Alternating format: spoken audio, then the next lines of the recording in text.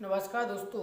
आज के सेशन में दोस्तों आज अपन जानते हैं नदी तंत्र क्या होता है, वो नदियाँ कहाँ से निकलती हैं, वो भारत की प्रमुख नदियों के बारे में। तो दोस्तों नदियों में समझते हैं अपन भारत की नदियाँ। भारत की नदियाँ दोस्तों दो प्रकार की नदियाँ हैं, जिनमें से एक है दोस्तों हिमालयी नदियाँ, दूसरे नंबर पर हैं प्रायद्वीपीय नदियाँ। हिमालयी नदियाँ वे नदियाँ जो हिमालय से निकलती हैं और अरब सागर और बंगाल की खाड़ी में गिरती हैं, और प्रायद्वीपीय नदियाँ प्रायद्वीपीय पठार से निकलती हैं और अरब सागर बंगाल में की खाड़ी में गिरती हैं। आखिर ये नदियाँ या तो अरब सागर में जाएंगी या बंगाल की खाड़ी में जाएंगी। तो दोस्तों अपन इन सब के बारे में चर्चा करते हैं।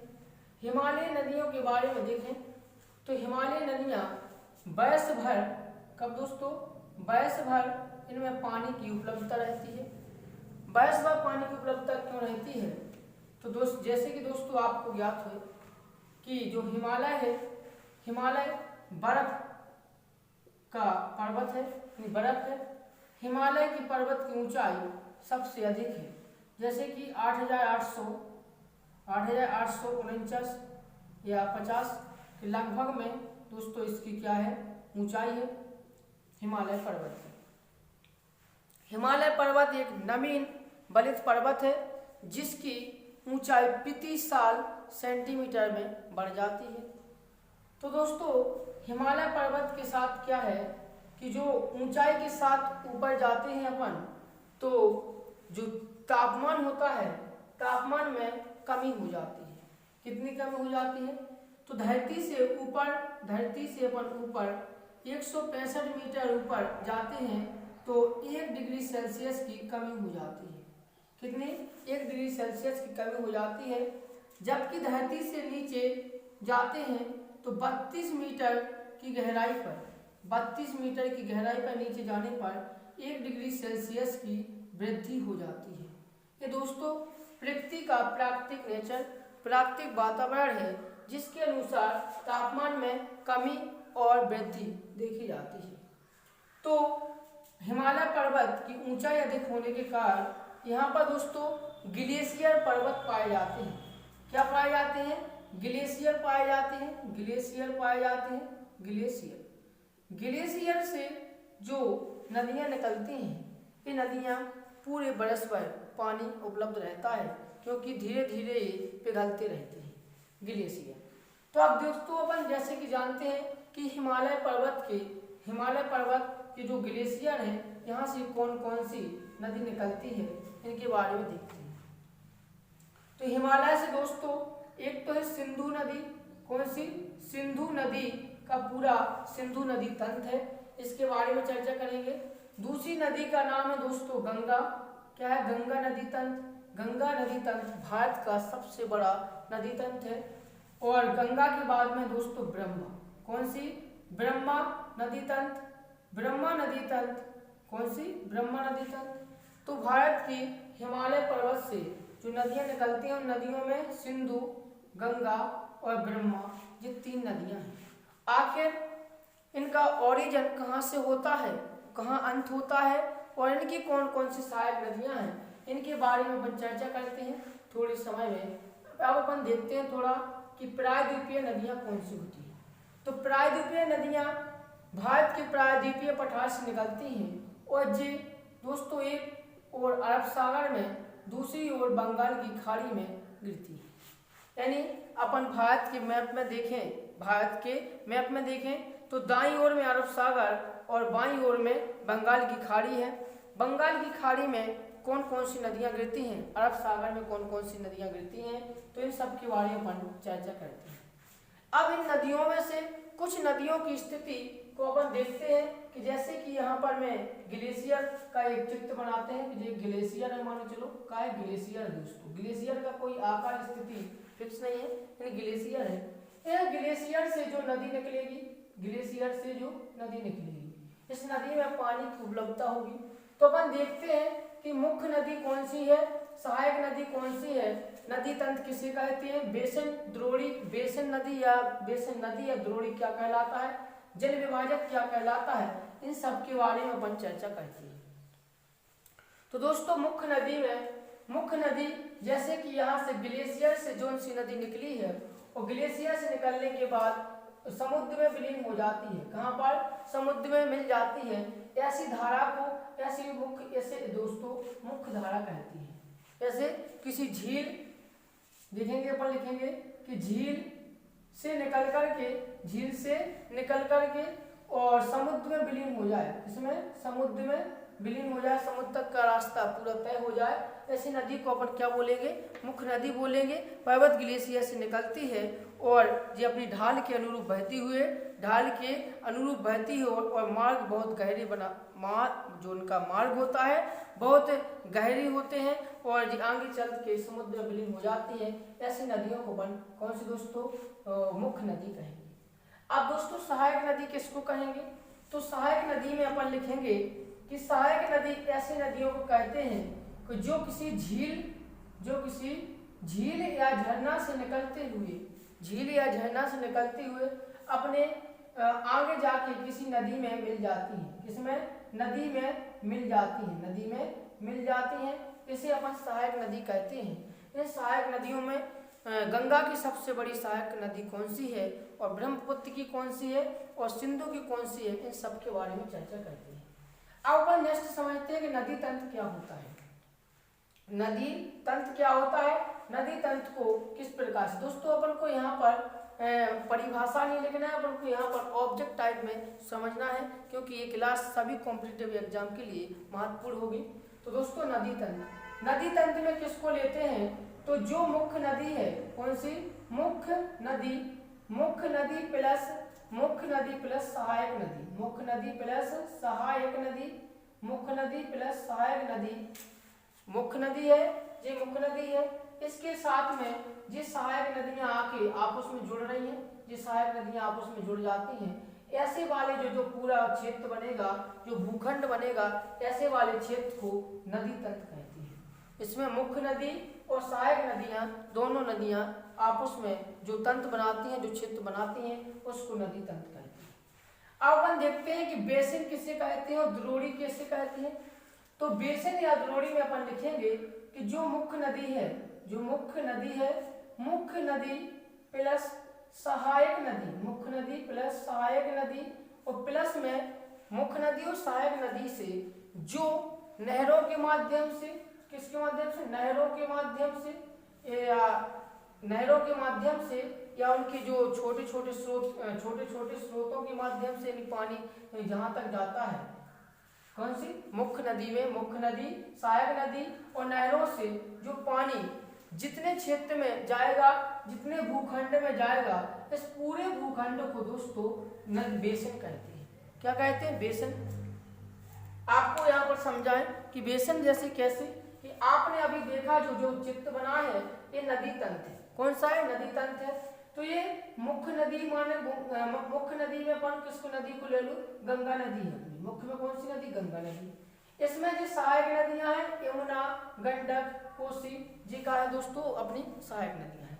अब क्या है कि जो इन मुख्य नदियों के बाद मुख्य नदी और सहायक नदी पे जो तालाबों की स्थिति बनेगी और झीलों की स्थिति बनेगी और जो डैमों की स्थिति बनेगी, इनके बाद जो नहरें निकाली जाए,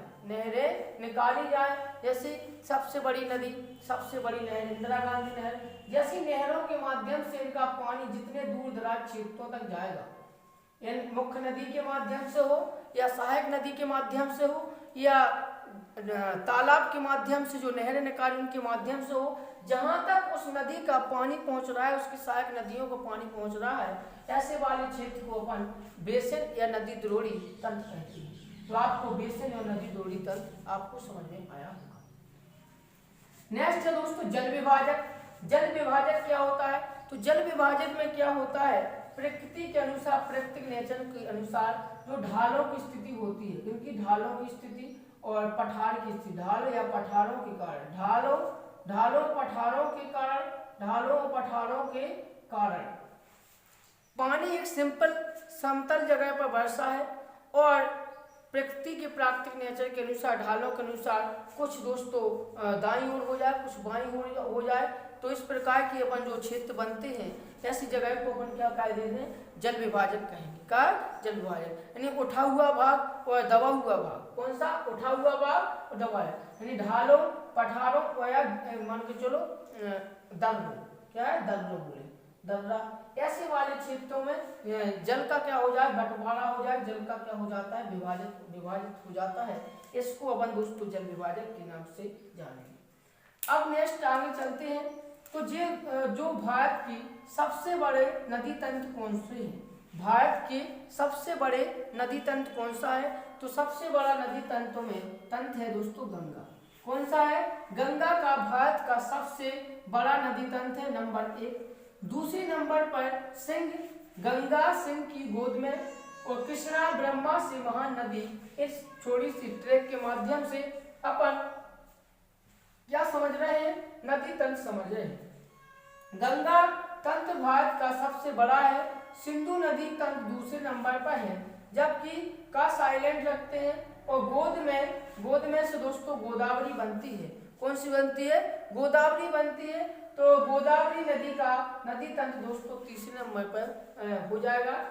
चौथे नंबर पर कृष्णा नदी और पांचवें नंबर पर ब्रह्मा नदी। पांचवें नंबर पर ब्रह्मा नदी तंत्र, कृष्णा नदी तंत्र।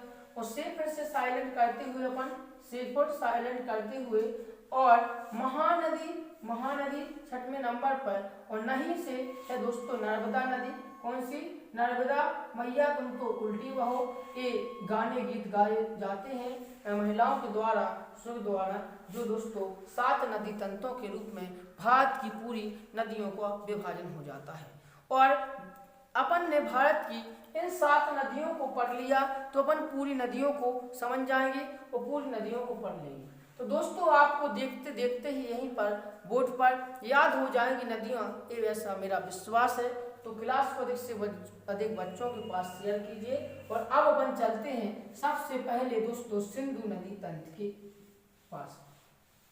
सिंधु नदी तंत्र के पास सिंधु नदी कहाँ से निकल रही है और कहाँ तक जाती है, और इसका ओरिजिन कहाँ से हो रहा है, अंत कहाँ पर हो रहा है, इनके बारे में अपन चर्चा करेंगे। पहले दोस्तों अपन इसको एक रफ मैप के माध्यम से समझेंगे, फिर इसके बाद में अपन इसको दोस्तों भारत का मैप बनाते हुए भारत की लोकेशन स्थिति पर आपको इसकी स्थिति बना के बताएंगे। जैसे कि मैं यहाँ पर बताता हूँ, यहाँ पर बनाता है कि एक छोटी सी झील है। क्या झील? इस झील का नाम है मानसरोवर झील। क्या दोस्तों? मानसरोवर झील। मानसरोवर झील से सिंधु नदी का ओरिजिन होगा, सिंधु नदी निकलेगी। कहाँ से निकलेगी दोस्तों? मानसरोवर से निकलेगी और इस प्रकार से बहती हुई, इस प्रकार से स्थिति बहती हुई अरब सागर में ये दोस्तों पहुंच जाएगी। कौन सी नदी पहुंचेगी? अरब सागर में सिंधु नदी पहुंचेगी, जो मानसरोवर से निकलेगी अरब सागर में जाएगी। कहाँ कहाँ से जाती है? तो दोस्तों मानसरोवर कहाँ पर है? तो मानसरोवर चीन के कब्जल क्षेत्र तिब्बत में स्थित है। मानसरोवर या भारत के जम्मू कश्मीर के उत्तरायण क्षेत्र में उत्तर में स्थित है। कौन सा क्षेत्र है? मानसरोवर है। तो मानसरोवर से निकलेगी और जम्मू कश्मीर होते हुए जम्मू कश्मीर होते हुए पाकिस्तान के रास्ते अरब सागर में सिंधु नदी पहुंच जाती है। सिंधु की सहायक नदी में सबसे बड़ी सहायक नदी है दोस्तों कौन सी नदी? चिनाब नदी। कौन सी नदी है? सिंधु नदी की सबसे बड़ी सहायक नदी में से कौन सी नदी है? तो चिनाब नदी। चिनाब नदी कहाँ से निकलेगी? तो ये चिनाब नदी दोस्तों निकलेगी कहाँ से? हिमाचल प्रदेश से। चिनाब नदी हिमाचल प्रदेश से निकलेगी। हिमाचल प्रदेश से निकलते हुए और आगे हिमाचल प्रदेश के बाद कहाँ पर? सिंधु नदी में विलीन हो जाएगी। हिमाचल प्रदेश से निकल के सिंधु नदी में मिल जाएगी। कौन सी नदी है ये? चिनाब नदी है। यहाँ पर लिखेंगे चिनाब। इसके बाद इसको लिख देते हैं कौन सी नदी है? सिंधु नदी है। कौन सी नदी है? सिंधु नदी, जो कि अरब सागर में जा रही है। इन चिनाब नदी में ऊपर से आके मिलती है झीलम। ऊपर से आके मिलती है झीलम नदी। कौन सी नदी? ऊपर से आके झीलम मिलेगी, जो कि झीलम जम्मू कश्मीर में झील का नाम है शेषनाग झील। कहाँ से? शेषनाग झील। शेषनाग जम्मू कश्मीर में शेषनाग झील से निकलेगी और वहां से जम्मू कश्मीर के रास्ते आगे चलते हुए भारत पाकिस्तान का बॉर्डर बनाते हुए और ये आके दोस्तों चिनाब नदी में मिल जाती है। कौन सी नदी है? झेलम नदी है। झेलम नदी जो शेषनाग जम्मू कश्मीर से निकलेगी और चिनाब नदी में मिल जाएगी। अब दोस्तों ऊपर से चिनाब में ऊपर से झेलम मिलती है और नीचे से मिलती है दोस्तों कौन सी? झेलम, चिनाब, रावी। नीचे से कौन सी नदी मिलेगी? रावी नदी। रावी नदी कहाँ से निकलेगी? तो रावी नदी भी हिमाचल प्रदेश से ही निकलेगी और जाके दोस्तों चिनाब में मिल जाएगी। कौन सी? रावी नदी। रावी नदी के बाद मानसरोवर झील से निकलेगी नेक्स्ट नदी कौन सी?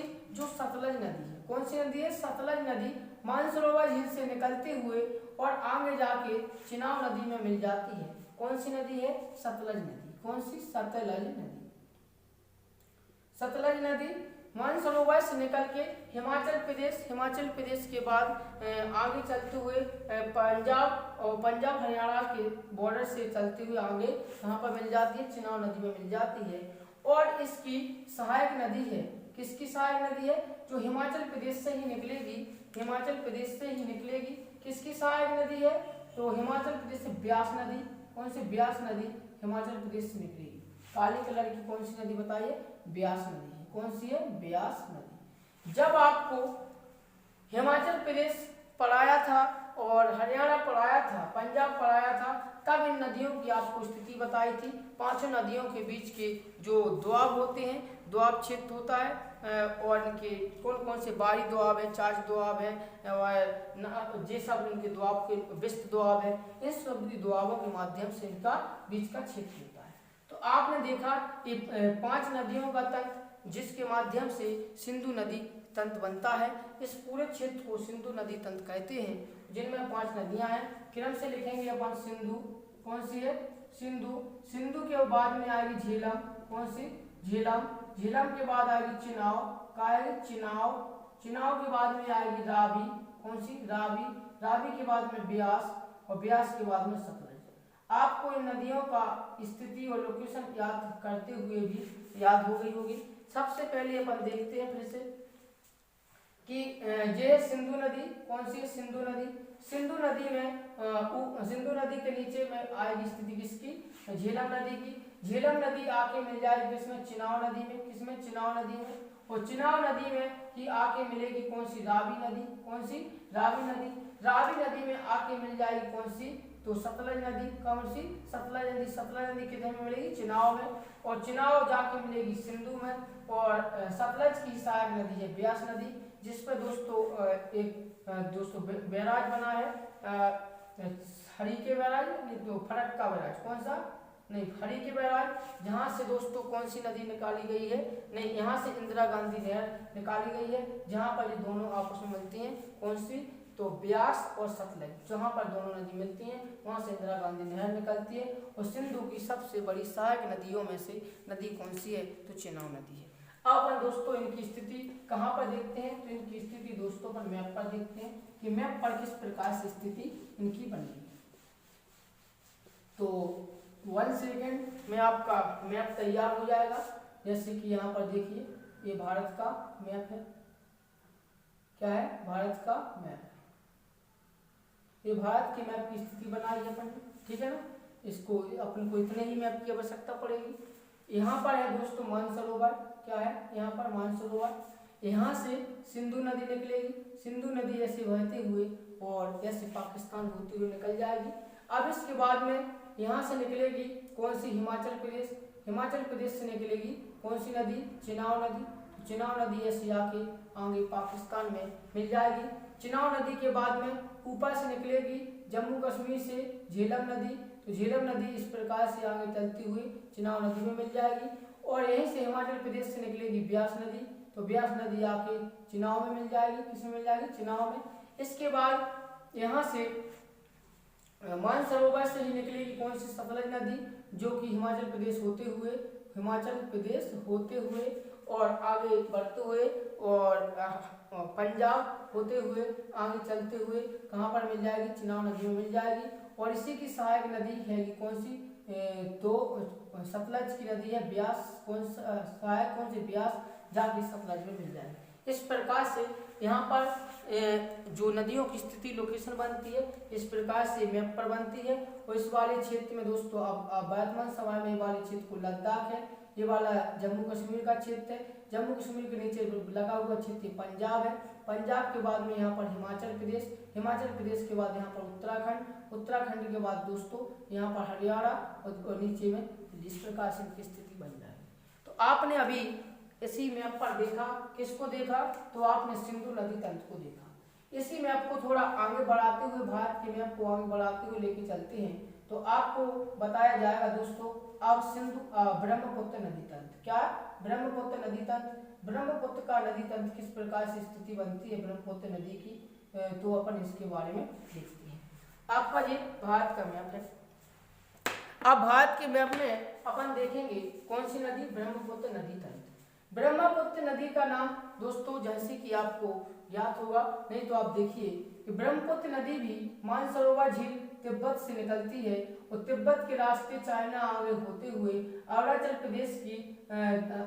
प्रदेश में पहुंचते हुए बलुआ नामचा पर्वत से आगे टकराते हुए अरुणाचल प्रदेश में एंट्री करते हुए असम के रास्ते असम होते हुए वह नदी कहाँ पर, बांग्लादेश में एंट्री करती है, बांग्लादेश में एंट्री करते हुए आगे बढ़ते हुए और बंगाल की खाड़ी में गिर जाती है। जैसे कि लाल कलर में आपको बताया है, तो ये कौन सी नदी है, ब्रह्मपुत्र नदी तंत्र है। कौन सा है दोस्तों, ब्रह्मपुत्र नदी तंत्र है, ठीक है ना। ब्रह्मपुत्र नदी तंत्र में अपन देखेंगे कि इस नदी को किस जगह पर किस नाम से जाना जाता है, उसमें कौन कौन सी नदियां आपस में आके मिल जाती हैं, इन सब के बारे में अपन चर्चा करते हैं। जैसे कि आपको पता है यहाँ तो मानसरोवर है, क्या है, मानसरोवर। मानसरोवर के बाद जब इस नदी निकलती है तो इसको दोस्तों तिब्बत में सांगपो के नाम से जाना जाता है। किसके नाम से, नदी को तिब्बत में सांगपो के नाम से जाना जाता है। और ब्रह्मपुत्र नदी को चाइना में दोस्तों प्योंगयांग के नाम से जाना जाता है। क्यों से, प्योंगयांग के नाम से जाना जाता है। जब नदी यह अरुणाचल प्रदेश में एंट्री करती है तो अरुणाचल प्रदेश में इस नदी का नाम पड़ता है दिबांग नदी। कौन सी नदी दोस्तों, अरुणाचल प्रदेश में ब्रह्मपुत्र को दिबांग के नाम से जानते हैं। जबकि दोस्तों ये असम में इस नदी को ब्रह्मा के नाम से जानते हैं, ब्रह्मपुत्र नदी के नाम से जानते हैं। कौन से, ब्रह्मपुत्र नदी के नाम से जानते हैं, ब्रह्मपुत्र नदी के नाम से जानते हैं। कहाँ पर, अरुणाचल प्रदेश में।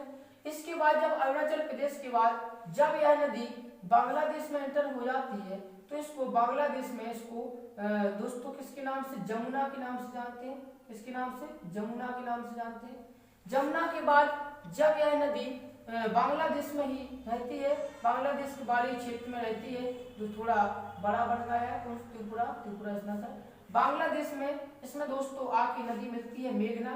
कौन सी नदी आके मिल जाती है, मेघना नदी आके मिल जाती है, मेघना नदी। जैसे कि बांग्लादेश में आएगी कौन सी नदी, मेघना। कौन सी, मेघना।